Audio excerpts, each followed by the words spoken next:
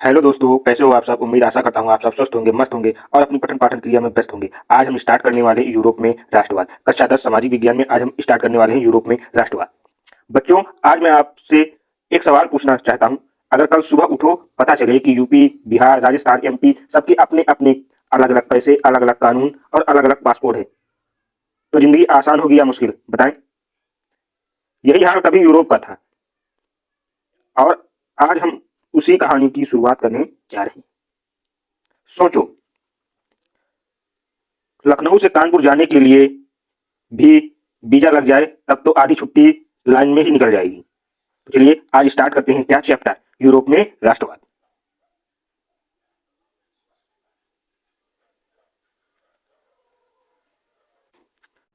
Europe में राष्ट्रवाद का अर्थ और आवश्यकता बताइए। इस चैप्टर को इतने अच्छे से डिजाइन किया गया कि आपके बोर्ड एग्जाम में कोई भी कैसा भी किसी भी तरह का प्रश्न आए, इससे बाहर कुछ नहीं आएगा। आपको क्या करना, डेडिकेटेड हमारे साथ इस लेक्चर को कंप्लीट करना और इस लेक्चर की पीडीएफ आपको हैंड टू हैंड यानी आपको मिल जाएगी। इसी डिस्क्रिप्शन बॉक्स में आपको टेलीग्राम चैनल का लिंक मिल जाएगा, उसी में इसकी पीडीएफ भी आपको मिल जाएगी। तो चलिए पढ़ते हैं यूरोप में राष्ट्रवाद का अर्थ। राष्ट्रवाद का अर्थ क्या होता है? आपके बोर्ड एग्जाम में ऐसे क्वेश्चन भी बनते हैं, आपको दिखाएंगे भी कैसे कैसे क्वेश्चन बने हैं। तो बच्चों, यह अध्याय सिर्फ इतिहास नहीं है, यह बताता है कि लोग कब और क्यों बोले। देश राजा का नहीं है, जनता का भी है। यानी इस चैप्टर में हम यह जानेंगे कि देश राजा का ही नहीं है, जनता का भी है। चलिए पढ़ते हैं। राष्ट्रवाद वह भावना है जिसके कारण किसी देश के लोग अपने राष्ट्र के प्रति प्रेम प्रेम निष्ठा, एकता और समर्पण का भाव रखते हैं। इस भावना से लोग स्वयं को राष्ट्र का सदस्य मानते हैं तथा राष्ट्र की स्वतंत्रता, समानता, एकता और सम्मान और प्रगति के लिए कार्य करते हैं। तो राष्ट्रवाद क्या है? राष्ट्रवाद वह भावना जिसके कारण किसी देश के लोग अपने राष्ट्र के प्रति प्रेम निष्ठा, एकता और समर्पण का भाव रखते हैं। इस भावना से लोग स्वयं को राष्ट्र का सदस्य मानते हैं तथा राष्ट्र स्वतंत्र, एकता और प्रगति के लिए कार्य करते हैं, जैसे अपने इंडिया में है। ये कहानी कब की है? 19वीं शताब्दी की है। 19वीं शताब्दी में यूरोप के अनेक क्षेत्रों में रहने वाले लोगों का अनुभव किया कि समान इतिहास, संस्कृति, भाषा और परंपराएं साझा हित उन्हें एक सूत्र में बांधते हैं। इसी भावना से राष्ट्रवाद का जन्म दिया और आगे चलकर अनेक राष्ट्र राज्यों के निर्माण का आधार बना। यानी 19वीं शताब्दी में यूरोप में अनेक क्षेत्रों में रहने वाले लोगों ने यह अनुभव किया कि हमारी क्या है, समान इतिहास है, समान संस्कृति है और समान भाषा और परंपरा जैसे कल्चर अपनाते हैं। जैसे यूपी का कल्चर कुछ अलग है, बिहार का थोड़ा अलग है, दक्षिण में अपने चले जाओ थोड़ा अलग कल्चर है। तो क्या है, एक कल्चर जैसे यूपी का है, जहां भी देखेंगे एक समान कल्चर होगा। जैसे रासलीला यूपी में है, कहीं कहीं पे कुछ है, इस तरह कल्चर होते हैं। जैसे वहां चले जाए बिहार में तो छठ पूजा बड़े धूमधाम से मनाया जाता है। महाराष्ट्र में चले जाओ तो तीज, गणगौर और गणेश उत्सव अच्छे से मनाया जाता है। तो आपका जैसे नीचे चले जाओ केरल में ओणम ओणम त्योहार मनाया जाता है। तो इसी क्या करते हो, एकता के सूत्र में बांधते हैं। इसी भावना ने राष्ट्रवाद को जन्म दिया, आगे चलकर अनेक राष्ट्र राज्यों का निर्माण का आधार बना। यही सब क्या होते हैं, राष्ट्र राज्यों का निर्माण का आधार बनते हैं। सरल शब्दों में यह कैसे याद करेंगे? जब किसी देश के नागरिक अपने राष्ट्र को सर्वोपरि मानते हुए उसकी एकता, स्वतंत्रता और विकास के लिए समर्पित होते, उसी भावना को राष्ट्रवाद कहते हैं। सरल भाषा में कैसे याद करेंगे, राष्ट्रवाद क्या है? जब किसी देश के नागरिक अपने राष्ट्र को सर्वोपरि मानते हैं, वे उसकी एकता, स्वतंत्रता और विकास के लिए समर्पित होते हैं, उसी भावना को हम राष्ट्रवाद कहते हैं। जिन बच्चों को नहीं याद होता उसके लिए हम छोटी सी क्या थ्योरी लेके आएंगे, उसके लिए छोटा सा लिखना है। तो कैसे याद करेंगे आप? जब किसी देश के नागरिक अपने राष्ट्र को सर्वोपरि मानते हैं, अपने राष्ट्र को ही सर्वोपरि मानते हैं, उसके ऊपर कुछ नहीं, उसकी एकता, स्वतंत्रता और विकास के लिए समर्पित होते हैं, उसी भावना को राष्ट्रवाद कहते हैं। यूरोप में राष्ट्रवाद की आवश्यकता क्यों पड़ी? कारण होना चाहिए ना। अगर कोई चीज की हमें जरूरत पड़ेगी तभी तो हम उसकी आवश्यकता महसूस करेंगे। तो यूरोप में राष्ट्रवाद की आवश्यकता निम्नलिखित कारणों से महसूस हुई। चलिए इसके बारे में पढ़ते हैं। और इस चैनल पर स्टडी बाय पाल यूट्यूब चैनल पर क्लास 12, क्लास 9, क्लास 10 और क्लास 11 सभी की तैयारी बेसिक फुल ऑफ डिटेल्स कराई जाती है। तो यह मैथ भी स्टार्ट हो गई क्लास 12 की। जिन भाइयों को जुड़ना तो हमारे चैनल से जुड़ सकते हैं। पहला नंबर आवश्यकता में पढ़ेंगे, यूरोप में राष्ट्रवाद की आवश्यकता क्यों पड़ी। तो पहला नंबर राष्ट्रीय एकता स्थापित करने के लिए, यानी राष्ट्रीय एकता स्थापित करने के लिए। यूरोप अनेक छोटे छोटे राज्यों, रियासतों और साम्राज्यों में बटा हुआ था। राष्ट्रवाद ने लोगों को एकजुट किया और एक राष्ट्र के रूप में संगठित होने की प्रेरणा दी। हमारा जब देश आजाद नहीं हुआ था, हमारे देश में भी ऐसे छोटे छोटे देसी रियासतें थी। जैसे दिल्ली सल्तनत में ले लीजिए, ऊपर दिल्ली सल्तनत, नीचे चालुक्य, चोल, पांड्य, प्रतिहार, गुज्जर, कितने देसी रियासतें थी। तो उसी प्रकार यूरोप में अनेक छोटे छोटे राज्यों और रियासतें थी और साम्राज्यों में बटा हुआ था। राष्ट्रवाद ने लोगों को एकजुट किया। राष्ट्रवाद ने क्या किया, लोगों को एकजुट किया और एक राष्ट्र के रूप में संगठित होने की प्रेरणा दी। ये क्या, राष्ट्रीय एकता स्थापित करने के लिए ये किए गए। चलिए पढ़ते हैं दूसरा।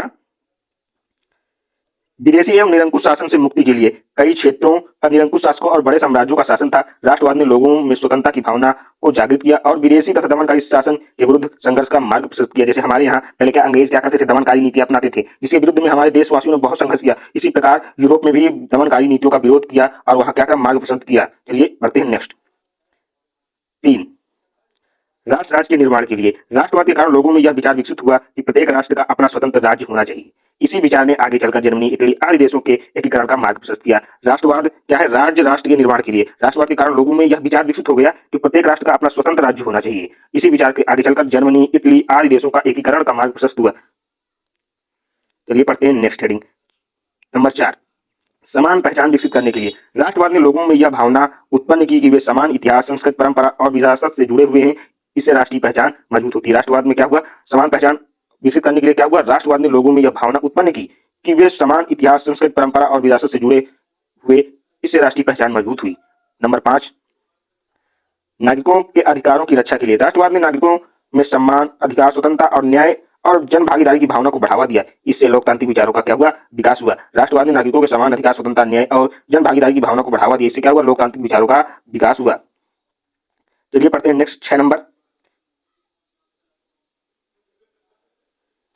देश के विकास के प्रगति के लिए राष्ट्रीय एकता में राजनीतिक स्थिरता, आर्थिक विकास और सामाजिक सुधार और राष्ट्रीय प्रगति को बल मिला। देश के विकास में और प्रगति के लिए क्या मिला? जब क्या होगा? राष्ट्रीय एकता होगी और राजनीतिक स्थिरता आएगी। जब उनमें आपस में लड़ाई झगड़ा नहीं होगा, राजनीतिक स्थिरता रहेगी, तो क्या होगा? आर्थिक विकास होगा और सामाजिक सुधार और राष्ट्रीय प्रगति को क्या हुआ? बल मिलेगा।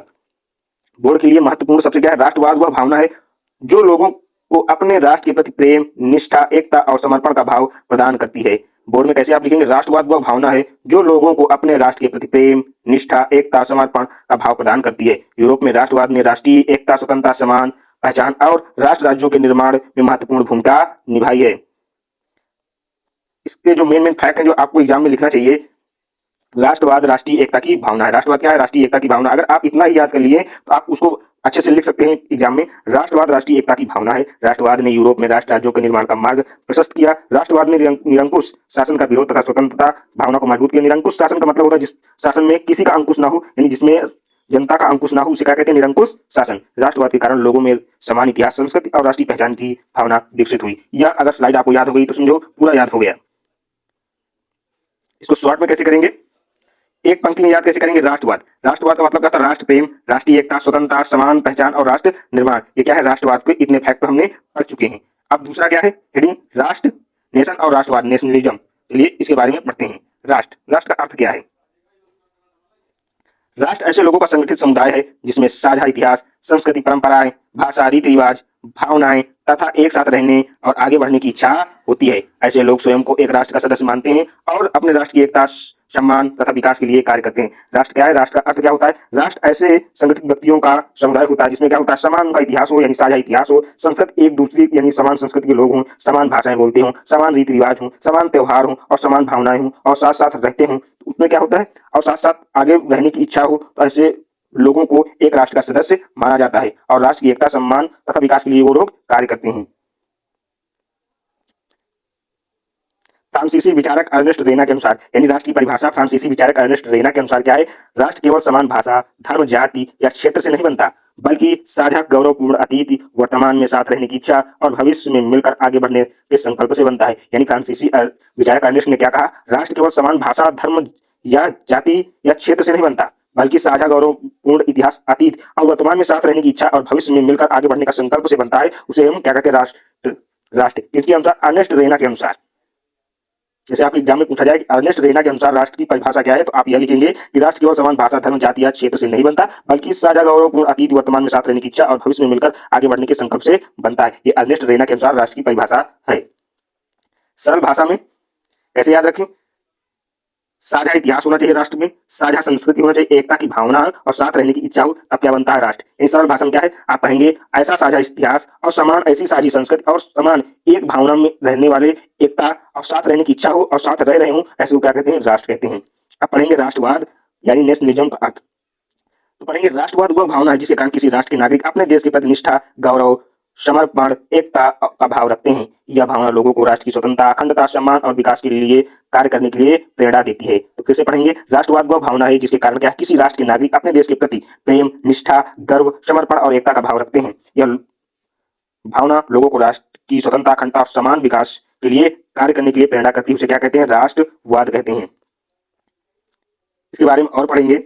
यूरोप में 19वीं शताब्दी के दौरान राष्ट्रवाद एक शक्तिशाली विचार बनकर उभरा। यानी 19वीं शताब्दी में यूरोप में क्या है? राष्ट्रवाद क्या हुआ, शक्तिशाली विचार बनकर उभरा, यानी हर लोगों के दिलों में राष्ट्रवाद की भावना जागृत हो गई। छोटे छोटे राज्यों को संगठित करके राष्ट्र राज्यों का निर्माण का मार्ग प्रशस्त किया जाने लगा। छोटे छोटे जो राज्य थे उनको मिलाकर एक बड़ा राज्य निर्माण प्रक्रिया यानी प्रशस्त होने की प्रक्रिया शुरू हो गई। अब पढ़ेंगे राष्ट्र और राष्ट्रवाद में अंतर। यह प्रश्न कई बार बोर्ड एग्जाम में पूछा गया है, इसी वजह से ले लिया गया है। राष्ट्र क्या है? राष्ट्र लोगों का एक संगठित समुदाय है। राष्ट्र क्या है? राष्ट्र लोगों का एक संगठित समुदाय है। राष्ट्रवाद उस समुदाय के प्रति प्रेम समर्पण की भावना है। यानी राष्ट्रवाद क्या है? राष्ट्रवाद उस समुदाय के प्रति समर्पण और प्रेम की भावना है। राष्ट्र एक समूह या इकाई है। राष्ट्र क्या है? एक समूह या इकाई है। तो राष्ट्रवाद एक विचार और भावना, राष्ट्रीय सम्मान, इतिहास है। राष्ट्र लोगों का संगठन, एकता और शक्ति प्रदान करता है। राष्ट्र क्या करता है? लोगों को संगठन, एकता और शक्ति प्रदान करता है। राष्ट्रवाद उस संगठन को कहते हैं। राष्ट्रवाद उस संगठन को कहते हैं। चलिए पढ़ते हैं नेक्स्ट। बोर्ड परीक्षा के लिए महत्वपूर्ण, बोर्ड परीक्षा के लिए महत्वपूर्ण बिंदु। राष्ट्र की विशेषताएं क्या? समान इतिहास होना चाहिए, समान संस्कृति होना चाहिए, साझा परंपराएं होनी चाहिए, राष्ट्रीय एकता की भावना होनी चाहिए, साथ रहने और विकास करने की इच्छा होनी चाहिए। ये क्या है? राष्ट्र की विशेषताएं हैं। इतना अगर आप याद कर लिए तो आराम से राष्ट्र की विशेषता या राष्ट्रवाद को आप अच्छे से राष्ट्र को डिफाइन कर सकते हैं। क्या क्या? समान इतिहास होना चाहिए, समान संस्कृति होनी चाहिए, साझा परंपराएं, राष्ट्रीय एकता की भावना होनी चाहिए, साथ रहने और विकास करने की इच्छा होनी चाहिए। अब पढ़ेंगे राष्ट्रवाद की विशेषताएं। राष्ट्रवाद की विशेषताएं क्या? राष्ट्र के प्रति प्रेम होना चाहिए। राष्ट्रवाद की विशेषताएं क्या? राष्ट्र के प्रति प्रेम होना चाहिए, राष्ट्रीय एकता होनी चाहिए, स्वतंत्रता की भावना होनी चाहिए, राष्ट्रीय गौरव होना चाहिए और राष्ट्र के विकास के लिए समर्पण होना चाहिए। राष्ट्र की क्या विशेषताएं? राष्ट्र के प्रति प्रेम होना चाहिए, राष्ट्रीय एकता होनी चाहिए, स्वतंत्रता की भावना होनी चाहिए, राष्ट्रीय गौरव होना चाहिए, राष्ट्र के विकास के लिए समर्पण होना चाहिए। राष्ट्र केवल समान भाषा या धर्म से नहीं बनता। राष्ट्र क्या है? समान भाषा या धर्म से नहीं बनता। जैसे हमारे यहाँ आप देखेंगे भारत में लगभग सभी धर्म निवास करते हैं, फिर भी हम एक राष्ट्र में धागे में पिरोए हुए हैं। राष्ट्र का निर्माण साझा इतिहास, संस्कृत, परंपरा और एकता की भावना से होता है। राष्ट्र का निर्माण कैसे होता है? साझा इतिहास होना चाहिए, संस्कृत होना चाहिए और परंपरा की एकता की भावना होनी चाहिए। राष्ट्रवाद नागरिकों में राष्ट्र के प्रति प्रेम, निष्ठा और समर्पण की भावना उत्पन्न करता है। राष्ट्रवाद क्या करता है? नागरिकों में राष्ट्र के प्रति प्रेम, निष्ठा और समर्पण की भावना उत्पन्न करता है। यूरोप में राष्ट्रवाद के राष्ट्र राज्यों के निर्माण की महत्वपूर्ण भूमिका निभाता है। यूरोप में राष्ट्रवाद में नए राष्ट्र निर्माण की महत्वपूर्ण भूमिका निभाता है। राष्ट्र लोगों को राष्ट्रवाद लोगों, राष्ट्र क्या है? लोग। राष्ट्रवाद क्या है? लोगों को राष्ट्र के प्रति प्रेम। राष्ट्र क्या है? लोग। राष्ट्र क्या है? लोग। राष्ट्रवाद क्या है? लोगों का राष्ट्र के प्रति प्रेम या राष्ट्र पहचान है, राष्ट्रवाद उस पहचान के प्रति समर्पण है। राष्ट्र क्या है? पहचान है, राष्ट्रवाद उस पहचान के प्रति समर्पण है। राष्ट्र और राष्ट्रवाद आप सिंपल से ये समझेंगे, इतनी डिफिनेशन याद करने के बाद आप ये सिंपल ये समझेंगे, मान लो हमारी पूरी क्लास में एक क्रिकेट टीम है, अगर हर बच्चा बोले मैं अलग टीम बनाऊंगा तो मैच तो हो गया। मान लो हमारी पूरी क्लास में एक क्रिकेट टीम है, अगर हर बच्चा बोले कि मैं अलग टीम बनाऊंगा तो मैच तो हो गया। लेकिन अगर सब एक कप्तान के साथ खेलेंगे तो जीतने की संभावना क्या होगी? बढ़ जाएगी। यही है राष्ट्रवाद। यही क्या है? राष्ट्रवाद। फिर से सुनेंगे, मान लो हमने एज्यूम किया कि हमारी क्लास में एक क्रिकेट टीम है, अगर हर बच्चा बोले कि मैं अलग टीम बनाऊंगा तो मैच तो हो गया, क्योंकि मैच करने के लिए लोग होने चाहिए, 11 लोगों की टीम होनी चाहिए। लेकिन अगर सब एक कप्तान के साथ खेलें, यानी एक कप्तान बन जाए, उसके 10 और मेंबर बन जाए, तो जीतने की संभावना क्या है? बढ़ जाएगी। यही है राष्ट्रवाद। राष्ट्र क्या है? लोग, पहचान प्लस एकता। राष्ट्र क्या है? लोग, पहचान प्लस एकता। इतना आप याद रखते जाएंगे। अब चलिए पढ़ते हैं नेक्स्ट। यूरोप पहले कैसा था? क्या पढ़ेंगे? यूरोप पहले कैसा था। तो यूरोप को पहले कैसा था, इसको पढ़ने के बारे में ये जानेंगे। आज नक्शे में जो देश दिखते हैं वो पहले ऐसे नहीं थे। आज जो हम नक्शे में दिखते हैं पहले ऐसा नहीं था। पहले आप देखते थे कि अपना पूरा भारत, पाकिस्तान ले लीजिए, अफगानिस्तान ले लीजिए, बांग्लादेश ले लीजिए, म्यांमार, इतने में पूरा अखंड भारत था। आज कितना है? आज ये सब देश अलग हो गए। तो आज नक्शे में जो देश दिखते हैं वो पहले ऐसे नहीं थे। कई छोटे छोटे राज्य थे, हर जगह अलग अलग नियम, अलग अलग शासन था। अलग अलग नियम, अलग अलग शासन था। मान लो एक राज्य में चाय 10 रुपए, दूसरे में 20 रुपए और तीसरे में बोले पहले टैक्स दो फिर चाय पियो। ऐसी स्थिति पहले थी, क्योंकि छोटे छोटे राज्य थे। जैसे पहले आप देखेंगे अवध का राजा है, फिर देखेंगे इधर मगध हो गया, फिर उधर जाएंगे अजमेर हो गया, मेवाड़ हो गया।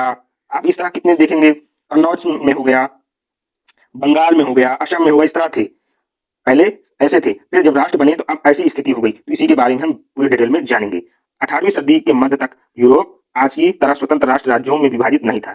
18वीं सदी के मध्य तक यूरोप क्या था? आज की तरह स्वतंत्र राष्ट्र राज्य में विभाजित नहीं था जैसे आज है। उस समय यूरोप में अनेक छोटे छोटे राज्यों, रियासतों, डची, कैटन्स तथा विशाल साम्राज्यों में बटा हुआ था। प्रत्येक राज्य का अपना अलग शासक, प्रशासन और कानून है। यानी प्रत्येक राज्य का अलग अलग शासन, प्रशासन और कानून होता है। उस समय जर्मनी, इटली और स्विट्जरलैंड जैसे देश एकीकृत राष्ट्र नहीं थे। उस समय क्या था? 18वीं सदी के मध्य तक क्या थे? जर्मनी, इटली, स्विट्जरलैंड जैसे देश एकीकृत राष्ट्र नहीं थे, बल्कि कई छोटे छोटे राज्यों में विभाजित थे। यूरोप के अधिकांश भाग पर निरंकुश राजाओं और बहुराष्ट्रीय साम्राज्यों का शासन था। क्या था? यूरोप के अधिकांश भाग में क्या थे? निरंकुश राजाओं और बहुराष्ट्रीय साम्राज्यों का शासन था। यूरोप की प्रमुख विशेषताएं। पहले यूरोप की प्रमुख विशेषताएं पहले कैसी थी? अनेक छोटे छोटे राज्यों में विभाजित था। यूरोप में आज जैसे बड़े राष्ट्र नहीं थे, वहां सैकड़ों छोटे छोटे राज्य और रियासतें थी जिन पर अलग अलग शासकों का शासन था। यूरोप पहले क्या था? अनेक छोटे छोटे देशी रियासतें का शासन था, उनकी अलग अलग शासन प्रशासन की विधियां भी थी। चलिए पढ़ते हैं नेक्स्ट। बहुराष्ट्रीय साम्राज्यों का प्रभुत्व। ऑस्ट्रियाई हैब्सबर्ग तथा अन्य बड़े बड़े साम्राज्यों के अधीन अनेक जातियां, भाषाओं और संस्कृतियों के लोग रहते थे। बहुराष्ट्रीय साम्राज्यों का प्रभुत्व था, वहां पर ऑस्ट्रियाई हैब्सबर्ग तथा अन्य बड़े साम्राज्यों के अधीन अनेक जातियां थी, भाषाओं थी और संस्कृतियों के लोग रहते थे। भाषाई और संस्कृत विविधता थी। यूरोप के विभिन्न क्षेत्रों में रहने वाले लोग अलग अलग भाषा बोलते थे तथा उनकी संस्कृत परंपराएं और रीति रिवाज भी अलग अलग थे। वहां के लोग अलग अलग भाषाएं बोलते थे, उनकी क्या थी? परंपराएं, संस्कृति, रीति रिवाज, कल्चर सब क्या थे? अलग अलग थे। चौथा पढ़ेंगे इसमें राष्ट्रीय एकता का अभाव। लोग स्वयं को किसी राष्ट्र का नागरिक नहीं मानते थे, उनकी निष्ठा अपने स्थानीय शासक या सम्राट के प्रति अधिक होती थी, इसलिए राष्ट्रीय पहचान विकसित नहीं हो पाई। पहले के लोग क्या करते थे? अपने मालिक यानी सम्राट के प्रति उत्तरदायित्व होते थे और उनसे राष्ट्र के प्रति कोई लेना देना नहीं होता था। पांचवा पढ़ेंगे लोकतंत्र और समान अधिकारों का अभाव था, यानी पांचवा नंबर पढ़ेंगे यूरोप पहले कैसे थे? अधिकांश राज्यों में निरंकुश शासन था, जनता को राजनीतिक अधिकार और शासन में भागीदारी बहुत कम प्राप्त थी। यानी इस जनता को क्या थी? शासन में बहुत कम प्राप्त थी, क्योंकि पहले क्या था? वंशानुगत शासक हुआ करता था, राजा का बेटा राजा, उसका बेटा राजा, उसका बेटा राजा, उसका बेटा राजा। इस वजह से क्या था? बहुत ज्यादा भागीदारी शासन में किसी की भी नहीं होती थी। इस प्रकार राष्ट्रवाद के उदय से पहले यूरोप में राजनीतिक रूप में बिखरा हुआ था, सांस्कृतिक रूप से विविध और बहुराष्ट्रीय साम्राज्यों के अधीन था। बाद में राष्ट्रवाद की भावना ने लोगों को एकजुट किया और आधुनिक राष्ट्र राज्यों के निर्माण का मार्ग प्रशस्त किया। यानी बाद में क्या हुआ? लोगों की राष्ट्रीय भावना, राष्ट्रवाद की भावना जागृत हुई और वो आधुनिक राष्ट्र निर्माणों के मार्ग के लिए आगे बढ़ने लगे। अब यह स्लाइड आप बहुत अच्छे से पढ़ेंगे। पहले यूरोप में अनेक छोटे छोटे राज्यों और रियासतों में विभाजित था। पहले यूरोप अनेक छोटे छोटे राज्यों और रियासतों में विभाजित था। जर्मनी और इटली के एकीकृत राष्ट्र नहीं थे, यानी जर्मनी और इटली एकीकृत राष्ट्र पहले नहीं थे। यूरोप में बहुराष्ट्रीय साम्राज्यों का शासन था। लोगों के प्रति निष्ठा राष्ट्र के बजाय अपने शासक या सम्राट के प्रति होती थी। लोगों की निष्ठा क्या थी? अपने शासक या सम्राट के प्रति होती थी। राष्ट्रवाद के उदय के बाद यूरोप में राष्ट्र राज्यों का निर्माण प्रारंभ हुआ। राष्ट्रवाद के उदय के बाद यूरोप में राष्ट्र राज्यों का निर्माण प्रारंभ हुआ। और यह भी ध्यान रखेंगे कि आपको क्या है? आपको लिखने की कोई जरूरत नहीं, ये पीपीटी आपको इसी तरह मिल जाएगी। तो आप क्या करेंगे? इसको 2 से 3 बार रीड करेंगे। तो क्या करेंगे? इससे 2 से 3 बार जब रीड करेंगे तो आपको अच्छी प्रकार से यह समझ में आ जाएगा। मेमोरी ट्रिक कैसे इसको पूरा याद करेंगे? पहले यूरोप क्या था? बिखरा था, छोटे छोटे राज्य थे, अलग भाषाएं थी, अलग अलग शासक थे। राष्ट्रवाद में इन्हें क्या? एकता की राह दिखाई। राष्ट्रवाद ने इन्हें एकता की राह दिखाई और बाद में इटली जैसे साम्राज्य, इटली जैसे देश बने। इस चैप्टर में एक इंपॉर्टेंट कैरेक्टर आते हैं, फ्रेडरिक सोरियस की कल्पना। 1848 ईस्वी में फ्रांसीसी चित्रकार फ्रेडरिक सोरियो ने 4 चित्रों की श्रृंखला बनाई। इन चित्रों में उन्होंने ऐसे विश्व की कल्पना की जहां सभी राष्ट्र स्वतंत्र, लोकतांत्रिक और गणतांत्रिक हों तथा सभी देशों के लोग शांति, समानता और भाईचारे के साथ जीवन व्यतीत करते हैं। इसको सिंपल बच्चों ऐसे समझना कि कभी कभी एक चित्र पूरी किताब से ज्यादा बोलता है। आज हम ऐसे ही एक चित्र से शुरुआत कर रहे हैं। जब भी चित्र देखोगे सिर्फ रंग मत देखो, उसके पीछे छिपा एक संदेश ढूंढो। अगर तुम्हें स्वतंत्रता का चित्र बनाना हो तो क्या बनाओगे? आज ये इसी के बारे में पढ़ेंगे। फ्रेडरिक सोरियो की कल्पना उसी चित्र पर आधारित है। आगे चल के इनका चित्र भी आपको दिखाएंगे। सोरियो के पहले चित्र में यूरोप और अमेरिका के विभिन्न विभिन्न देशों के स्त्री पुरुष स्वतंत्र की प्रतिमा स्टैचू ऑफ लिबर्टी के सामने श्रद्धा व्यक्त करते हुए आगे बढ़ रहे हैं। स्वतंत्रता के प्रतिमा के हाथ में ज्ञान की मशाल है तथा दूसरे हाथ में मनुष्य के अधिकारों की घोषणा है। प्रतिमा के सामने निरंकुश शासन के टूटे हुए प्रतीक दिखाई देते जो अत्याचारी शासन के अंत के संकेत देते हैं। इनके चित्र के बारे में पूरा इसमें बताया गया। चित्र में सबसे आगे संयुक्त राज्य अमेरिका, यूएसए और स्विट्जरलैंड जैसे दिखाई देते हैं, क्योंकि उस समय ये स्वतंत्र राष्ट्र राज्य बन चुके थे। इनके पीछे France, Germany, Italy, Poland, Hungary तथा अन्य देशों के पीछे अपने अपने राष्ट्रीय परिधानों और झंडों के साथ चलते हुए दिखाई देते हैं। ऊपर स्वर्ग से ईसा मसीह, संत, देवदूत इन सभी को आशीर्वाद देते हुए दर्शाए गए हैं, जो राष्ट्रों के बीच शांति और भाईचारे का प्रतीक है। फ्रेडरिक सोरियो की कल्पना का मुख्य संदेश क्या था? सभी राष्ट्र स्वतंत्र हो। फ्रेडरिक सोरियो ने जो चित्र बनाया था उसका क्या था? प्रत्येक देश को विदेशी और निरंकुश शासन से मुक्त होकर स्वतंत्र राष्ट्र के रूप में विकसित होना चाहिए। उनकी यह कल्पना थी। लोकतंत्र और गणतंत्र की स्थापना होनी चाहिए। उनका कहना था कि लोकतंत्र और गणतंत्र की स्थापना होनी चाहिए। शासन जनता की इच्छा के अनुसार चले, लोगों को समान अधिकार और स्वतंत्रता प्राप्त हो। उनकी चित्र का माध्यम था कि शासन जनता की इच्छा के अनुसार चले, ना कि निरंकुश शासकों के अधीन चले, और समान अधिकार और स्वतंत्रता प्राप्त हो उनको। यह है फ्रेडरिक सोरियो की कल्पना का चित्र। यह है जिसके बारे में हमने अभी तक पढ़ा, ये वो चित्र है फ्रेडरिक सोरियो की कल्पना का। फ्रेडरिक सोरियो ने यूरोप को एक माता के रूप में कल्पना की है, जो अपने बच्चों को विभिन्न देशों को राष्ट्रवाद की भावनाओं को एकजुट कर रही है। यूरोप एक माता है, विभिन्न देश उसके बच्चे हैं, राष्ट्रवाद इन बच्चों का एक सूत्र में बांध रहा है। यह चित्र एकता और राष्ट्रवाद की भावना को दर्शाता है। ये सब इनके बच्चे जैसे लग रहे हैं, जैसे फ्रांस हो गया, Germany, Italy, Britain, Austria, Sweden. इस चित्र के बारे में फ्रेडरिक सोरियो ने बताया है। अब इसी चित्र के बारे में पढ़ेंगे। तीसरा नंबर, राष्ट्रों में शांति और भाईचारा हो। सभी राष्ट्र आपसी सहयोग, समानता और मानवता की भावना के साथ रहे। सभी राष्ट्र क्या है? सभी राष्ट्र आपसी सहयोग, समानता और मानवता की भावना के साथ रहें। कुछ नंबर 4, निरंकुश शासन का अंत हो, अत्याचारी राजशाही समाप्त होकर नागरिकों के अधिकार की रक्षा करने की व्यवस्था का शासन होना चाहिए। 5वां नंबर, राष्ट्रवाद में राष्ट्र निर्माण हो, राष्ट्रवाद लोगों को एकजुट करके आधुनिक राष्ट्र राज्यों का निर्माण का आधार बने। बोर्ड में कैसे लिखेंगे? फ्रेडरिक सुयो की कल्पना स्वतंत्र, लोकतंत्र, समानता और भाईचारे और राष्ट्रवाद पर आधारित थी। उनका सपना था कि यूरोप और विश्व के सभी लोग स्वतंत्र राष्ट्रों में रहें तथा मानव अधिकारों और लोकतांत्रिक मूल्यों का सम्मान करें। उनका मतलब था कि सभी देश स्वतंत्र राष्ट्रों में रहें और मानव के अधिकारों और उनके लोकतांत्रिक मूल्यों का सम्मान करें। उनका यह चित्र का माध्यम था। यह स्लाइड आपको याद करना है, ये पूरे उसका है फ्रेडरिक सुयो की संकल्पना का पूरा इसमें निचोड़ दिया गया है। 1848 में फ्रेडरिक सुयो ने 4 चित्रों की श्रृंखला बनाई। उन्होंने स्वतंत्र, लोकतांत्रिक और गणतांत्रिक विश्व की कल्पना की है। चित्र में स्वतंत्रता की प्रतिमा, ज्ञान की मशाल और मानकर अधिकार की घोषणा के लिए दिखाई गई है। निरंकुश शासन के टूटे हुए प्रतीक अत्याचार का अंत संकेत देते हैं। निरंकुश शासन क्या? टूटे हुए प्रतीक और अत्याचार के अंत का संकेत देते हैं। चलिए पढ़ते हैं नेक्स्ट। चित्र क्या है? चित्र का मुख्य संदेश था स्वतंत्रता, समानता और लोकतंत्र, भाईचारा और राष्ट्रवाद। जो फ्रेडरिक सुयो की संकल्पना का चित्र है वो क्या संदेश देता है? स्वतंत्रता, समानता, लोकतंत्र और भाईचारा और राष्ट्रवाद को प्रमोट करता है, संदेश देता है। इसको मेमोरी एक लाइन में कैसे याद करेंगे? सुयो का सपना था कि हर राष्ट्र स्वतंत्र रहे, हर नागरिक को समान अधिकार, हर देश को लोकतांत्रिक और पूरी दुनिया में भाईचारे से भरपूर रहे। ये उनका सपना था। फ्रेडरिक सुयो की संकल्पना का सपना था कि हर राष्ट्र स्वतंत्र रहे, हर नागरिक को समान अधिकार हो, हर देश को लोकतांत्रिक और पूरी दुनिया भाईचारे से परिपूर्ण हो। यह उनका संकल्पना था। अब पढ़ेंगे नेक्स्ट हेडिंग, फ्रांसीसी क्रांति, बदलाव की शुरुआत। अब क्या है बच्चों? अब कहानी में एंट्री होती है उस घटना की जिससे पूरे यूरोप की सोच बदल दी। अब कहानी में ऐसे घटना की एंट्री होती है जिसने क्या किया? यूरोप में पूरी सोच को बदल दी। अभी पूरी कहानी नहीं बताऊंगा क्योंकि अभी पूरा चैप्टर ही पूरा नहीं होगा, इसको 3 से 4 लेक्चर में कंप्लीट करवाना पड़ेगा। बस याद रखो, यही से लोगों ने अपनी आवाज उठानी शुरू की। यही फ्रांसीसी क्रांति से, क्रांति का मतलब ही है कि लोगों ने अपनी आवाज उठानी स्टार्ट की। अब यह पूरी तरह से चैप्टर स्टार्ट हो रहा है। वो क्या था? वो पूरा बैकग्राउंड था। अब चैप्टर पूरी तरह से स्टार्ट हो रहा है। तो चलिए पढ़ते हैं। 1789 ईस्वी की फ्रांसीसी क्रांति आधुनिक इतिहास की सबसे महत्वपूर्ण घटनाओं में से एक थी। 1789 की फ्रांसीसी क्रांति क्या है? आधुनिक इतिहास की सबसे महत्वपूर्ण घटनाओं में से एक ही। इसी क्रांति से राष्ट्रवाद की पहली स्पष्ट अभिव्यक्ति हुई, यानी पहली व्याख्या, स्पष्ट व्याख्या किससे हुई? फ्रांसीसी क्रांति से हुई कि राष्ट्रवाद क्या है। राष्ट्रवाद क्या है, इसकी व्याख्या 1789 के फ्रांसीसी क्रांति से ही स्टार्ट हुई। यानी आधुनिक युग में अगर क्रांति का मतलब कोई समझा या राष्ट्रवाद का मतलब कोई समझा, इसी फ्रांसीसी क्रांति से हुई। इसने यूरोप की राजनीतिक, सामाजिक और आर्थिक व्यवस्था में व्यापक परिवर्तन किए। इसने क्या किया? फ्रांसीसी क्रांति ने यूरोप में जो सामाजिक थे, राजनीतिक थे, आर्थिक रूप से जो व्यापक परिवर्तन हुए, राष्ट्र और राज्य की अवधारणा को मजबूत आधार प्रदान कर दिया। इस सामाजिक और राजनीतिक आर्थिक व्यवस्था के व्यापक परिवर्तन किए, जिससे क्या हुआ? राष्ट्र और राज्य की अवधारणा को मजबूत आधार प्रदान मिल गया। क्योंकि जब राज्य के लिए क्या हो? राजनीति को, सामाजिक को आर्थिक रूप से सुदृढ़ हो, तब होगा राज्य क्या हो? राष्ट्र के लिए मजबूत अकड़ बना लेता है, यानी मजबूत हो जाता है। इस समय कक्षा 12 बायोलॉजी के भी लेक्चर हमारी study by Pal YouTube channel पे चल रहे हैं। तो आपके जो बड़े भाई बहनों, आप उन्हें सजेस्ट कर सकते हैं क्योंकि इस चैनल पे क्लास 9 से क्लास 12 तक साइंस साइड की पूरी कंप्लीट तैयारी करवाई जा रही है। चलिए पढ़ते हैं नेक्स्ट।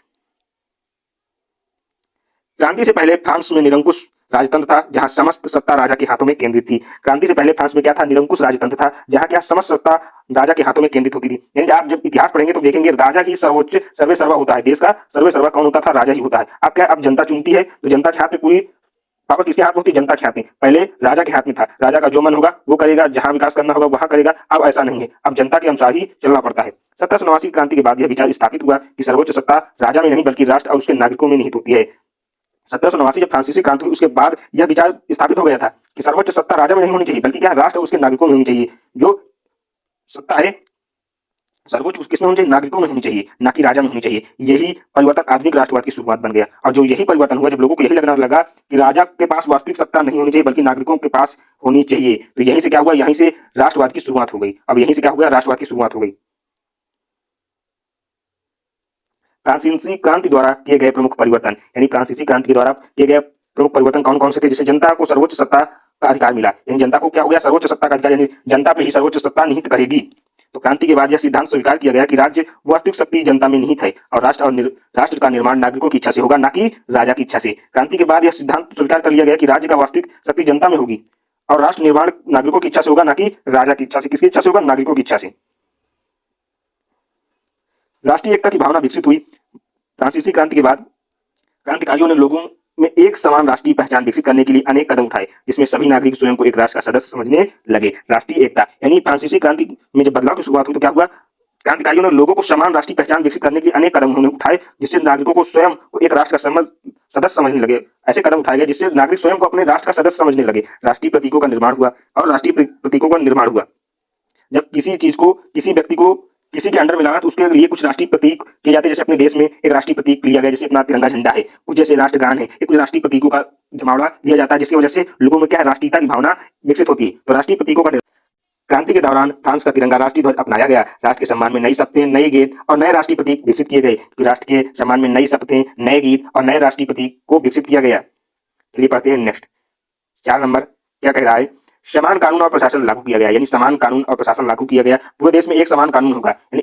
यानी कोई भी किसी प्रकार का दंड दिया जाए तो वो दंड राजा के लिए भी वही होगा, तो किसी गरीब के लिए भी वही होगा, किसी उच्च वर्ग के लिए भी वही होगा, किसी मध्यम वर्ग के लिए भी वही होगा। इसमें क्या किया गया, समान कानून लागू किए गए। यानी कोई गलत काम करता हो तो राजा के लिए भी वही दंड होगा, गरीब के लिए भी वही होगा, मध्य वर्ग के लिए भी वही होगा। तो इसी प्रकार फ्रांसीसी क्रांति में भी यह अपनाए गए। पूरे देश में एक समान कानून, एक समान प्रशासन तथा समान मापतौल की व्यवस्था लागू की गई। क्या किया गया, पूरे देश में समान कानून, एक समान प्रशासन तथा समान मापतौल की व्यवस्था लागू की गई। आंतरिक व्यापारिक शुल्क को समाप्त कर दिया गया, जिससे राष्ट्रीय एकता और आर्थिक विकास को बढ़ावा मिला। जो आंतरिक जो था व्यापारिक शुल्क, उसको क्या कर दिया गया, फ्रांसीसी क्रांति के बाद उसे समाप्त कर दिया गया, जिससे राष्ट्रीय एकता और आर्थिक विकास को बढ़ावा मिलने लगा। 5वां नंबर, एक राष्ट्रीय भाषा को बढ़ावा मिला। यानी क्षेत्रीय बोलियों के स्थान पर फ्रेंच भाषा को राष्ट्रीय भाषा के रूप में प्रोत्साहित किया गया, जिससे पूरे देश में एकता की भावना मजबूत हो गई। अगर हमको किसी को एक करना है तो क्या करना, हमारी उसकी भाषा तो एक होनी चाहिए, तभी तो हमारे एक दूसरे के विचार मिलेंगे, तभी तो एक दूसरा एक साथ रह पाएंगे। एक साथ रह पाएंगे तभी तो राष्ट्रीयता की भावना विकसित होगी। तो क्या किया गया, वहाँ क्षेत्रीय बोलियों के स्थान पर फ्रेंच भाषा को राष्ट्रीय भाषा के रूप में प्रोत्साहित किया गया, जिससे पूरे देश में एकता की भावना को मजबूती मिली। पढ़ते हैं नेक्स्ट, राष्ट्रवाद का प्रसार। राष्ट्रवाद का प्रसार यूरोप में हो। फ्रांसीसी क्रांतियों ने घोषणा की कि वे यूरोप के अन्य देशों को भी निरंकुश शासन से मुक्त होने और राष्ट्र निर्माण के लिए प्रेरित करेंगे। फ्रांसीसी क्रांतिकारियों ने यह घोषणा कर दिया कि यूरोप के अन्य देशों को भी निरंकुश शासन से मुक्त, जब फ्रांस आजाद हो गया तो क्या किया, वहां के जो क्रांतिकारी थे उन्होंने कहा कि यूरोप के यानी यूरोप महाद्वीप के अन्य जो देश हैं वो निरंकुश शासन से उनको मुक्त करेंगे होने में और राष्ट्र निर्माण के लिए वो प्रेरित करेंगे। बाद में फ्रांसीसी सेनाओं के माध्यम से राष्ट्रवाद विचार पूरे यूरोप में फैलने लगे। बाद में क्या हुआ, उन्हीं फ्रांसीसी सेनाओं के माध्यम से राष्ट्रवाद का विचार पूरे यूरोप महाद्वीप में फैलने लगा। फ्रांसीसी क्रांति का महत्व। राष्ट्रवाद की पहली स्पष्ट अभिव्यक्ति फ्रांसीसी क्रांति से क्या हुआ, राष्ट्रवाद की पहली स्पष्ट अभिव्यक्ति फ्रांसीसी क्रांति से हुई। जनता की संप्रभुता का सिद्धांत स्थापित है। सोवरेनिटी, जनता को संप्रभु यानी जो स्वयं का प्रभु हो, ऐसी जनता को संप्रभुता का सिद्धांत स्थापित हो गया। निरंकुश राजतंत्र को चुनौती मिली और जो निरंकुश राजतंत्र था उसको चुनौती मिलने लगी। समानता, स्वतंत्रता और नागरिक अधिकारों को बढ़ावा मिलने लगा। जब फ्रांसीसी क्रांति से क्या हुआ, समानता, स्वतंत्रता और नागरिक अधिकारों को क्या हुआ, बढ़ावा मिलने लगा। यूरोप में आधुनिक राष्ट्र निर्माणों की नींव पड़ी और इसी से क्या हुआ, फ्रांसीसी क्रांति से प्रेरित होकर अन्य यूरोप के जो आधुनिक राष्ट्र निर्माण की क्या है, नींव पड़ गई। बोर्ड हेतु यानी बोर्ड में कैसे लिखेंगे, 1789 की फ्रांसीसी क्रांति से यूरोप में राष्ट्रवाद की शुरुआत की। इसने जनता को सर्वोच्च शक्ति का अधिकार दिया, राष्ट्रीय एकता को मजबूत किया और आधुनिक राष्ट्र राज्य निर्माण की अवधारणा को जन्म दिया। यही कारण है कि इसे यूरोप में बदलाव की शुरुआत माना जाता है। तो यह आप ऐसे बोर्ड में लिखेंगे। चलिए पढ़ते हैं नेक्स्ट। यह स्लाइड आप अच्छे से पढ़ेंगे। 1789 की फ्रांसीसी क्रांति के बाद राष्ट्रवाद की पहली स्पष्ट अभिव्यक्ति हुई। 1789 के बाद फ्रांसीसी क्रांति में राष्ट्रवाद की पहली अभिव्यक्ति हुई। यह वन लाइनर में पूरा पूछा जा सकता है कि कब फ्रांसीसी क्रांति के राष्ट्रवाद की पहली स्पष्ट अभिव्यक्ति हुई, तो आप बताएंगे 1789 में। क्रांति के बाद सर्वोच्च सत्ता राजा से निकलकर नागरिकों के समूह में निहित मानी जाने लगी। क्रांति के बाद क्या हुआ, सर्वोच्च सत्ता जो राजा के पास थी वह वहां से निकलकर किसके, नागरिकों के समूह में यानी राष्ट्र हित में मानी जाने लगी। फ्रांस में तिरंगा, राष्ट्रीय ध्वज, समान कानून और समान मापतौल की एकीकृत प्रशासन व्यवस्था लागू की गई। यानी फ्रांस में क्या किया, राष्ट्रीय ध्वज कुछ प्रतीक अपनाए गए। लोगों के लिए, सभी लोगों के लिए, वो कैसे वर्ग का हो, कितना भी अमीर हो, कितना भी गरीब हो, उसके लिए क्या हो, समान कानून लागू किए गए, समान मापतौल की व्यवस्था लागू की गई और एकीकृत प्रशासन लागू किया गया। फ्रांसीसी क्रांति से पूरे यूरोप में राष्ट्रवाद के विचारों का प्रसार हुआ। फ्रांसीसी क्रांति में क्या हुआ, पूरे यूरोप में राष्ट्रवाद के विचारों का प्रसार होने लगा। मेमोरी टिक पढ़ेंगे। 1789 की क्रांति में राजा से सत्ता जनता को, यानी 1789 के बाद क्या हुआ, राजा से सत्ता जनता को चली गई, राष्ट्रवाद की शुरुआत हो गई और आधुनिक राष्ट्र राज्यों की निर्माण होने लगा। एग्जाम में इससे धीरे धीरे घुमा फिरा के क्वेश्चन पूछे जाते हैं। हमने जितना टॉपिक पढ़ाया इनसे आपको घुमा फिरा के, जब आप प्रीवियस ईयर देखेंगे तो घुमा फिरा के ऐसे क्वेश्चन बने हैं, पर लिखना आपको ऐसे ही है। जैसे ये पूछा गया क्वेश्चन प्रीवियस ईयर में, राष्ट्र क्या है, तो राष्ट्र ऐसे लोगों का संगठित समुदाय है जिसमें साझा इतिहास, संस्कृति, परंपराएं, भाषा, रीति रिवाज, भावनाएं तथा एक साथ रहने और आगे बढ़ने की इच्छा होती है। ऐसे लोग स्वयं को एक राष्ट्र का सदस्य मानते हैं, अपने राष्ट्र की एकता, समान तथा विकास के लिए कार्य करते हैं। जो बच्चों ने अच्छे से पढ़ा होगा उन्हें तो याद हो गया होगा कि यह डायरेक्ट हमारी थ्योरी से एक क्वेश्चन पूछा गया है। फिर देखेंगे राष्ट्रवाद क्या है, ये भी डायरेक्ट थ्योरी से पूछा गया है, इसी वजह से हम थ्योरी लेके आए हैं। राष्ट्रवाद का वह भावना जिसके कारण किसी राष्ट्र के नागरिक अपने देश के प्रति प्रेम, निष्ठा, गर्व, समर्पण और एकता की भाव रखते हैं। यह भावना लोगों को राष्ट्र की एकता, अखंडता, सम्मान और विकास के लिए कार्य करने के लिए प्रेरणा देती है। उसे क्या कहते हैं, राष्ट्रवाद कहते हैं। एक और क्वेश्चन जो प्रीवियस ईयर में बहुत ज्यादा पूछा गया है, यूरोप पहले कैसा था, जो अभी अभी हम पढ़ के आए हैं। 18वीं शताब्दी के मध्य तक यूरोप आज की तरह स्वतंत्र राष्ट्र राज्यों में विभाजित नहीं था। उस समय यूरोप के अनेक छोटे छोटे राज्यों, रियासतों, डच कैंटेन तथा 20 साम्राज्यों में बटा हुआ था। प्रत्येक राज्य का अपना अपना अलग प्रशासन और कानून था। यानी 18वीं शताब्दी के मध्य तक यूरोप ऐसा था। उस समय क्या था? उस समय जर्मनी, इटली, स्विट्जरलैंड जैसे देश एकीकृत राष्ट्र नहीं थे, बल्कि कई छोटे छोटे राज्यों में विभाजित थे। यूरोप के अधिकांश भाग पर निरंकुश राजाओं का, बहुराष्ट्रीय साम्राज्यों का शासन था। ऐसा पहले यूरोप था। ये दो क्वेश्चन है, हम आपको होमवर्क के लिए देते हैं, तो आप इनका क्या करेंगे, लिखेंगे, इनको अपने भाषा में लिखेंगे। अगर नहीं लिख पाते हैं तो वीडियो की हेल्प ले लेंगे। तो आज हमने कहानी शुरू की है, अगले लेक्चर में असली धमाका होगा। हम देखेंगे फ्रांसीसी क्रांति ने पूरे यूरोप की राजनीति कैसे बदल दी। और मैं वादा करता हूं, इतिहास अब तुम्हें रटना नहीं पड़ेगा, सिर्फ समझना पड़ेगा। तो आई होप यह लेक्चर 1 आपको बहुत अच्छे समझ में आ गया होगा। अगर कोई भी डाउट, कोई भी क्वेरी है, तो आप क्या करेंगे, कमेंट बॉक्स में कमेंट करेंगे। और किस सब्जेक्ट की क्लासेस स्टार्ट करनी है उसको कमेंट बॉक्स में जरूर बताएंगे। और इस यूट्यूब चैनल स्टडी बाय पाल पे आपको हर सब्जेक्ट की संभवतः क्लासेस मिलती होंगी। और जिस सब्जेक्ट की आपको क्लासेस चाहिए तो आप कमेंट में जरूर बताएं, और हम जरूर से जल्द प्रोवाइड करेंगे। तो मिलते हैं नेक्स्ट वीडियो में, तब तक के लिए जय हिंद, जय भारत। पढ़ते रहें, मुस्कुराते रहें और अपनी तैयारी को बेहतर दिशा देते रहें। जय हिंद, जय भारत।